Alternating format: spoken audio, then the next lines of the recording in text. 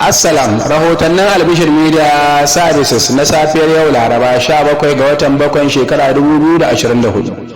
Gwamna Sanwo-Olu ya yi wa matasa masu hidimar ƙasa wato NYSC a jihar Lagos kyautar naira 100,000 ga kowanensu. An bai wa 'yan arewa mazauna garin Ababo na jihar Delta wa'adin ficewa daga garin nan da kwanaki 4. Masu garkuwa da mutane sun sako uwar mawaƙin siyasa Dauda Kahutu Rarara. Ƙungiyar ƙwadagon Najeriya ta yi barazanar tafiya yajin aikin kwanaki 30 kan batun mafi ƙarancin albashi.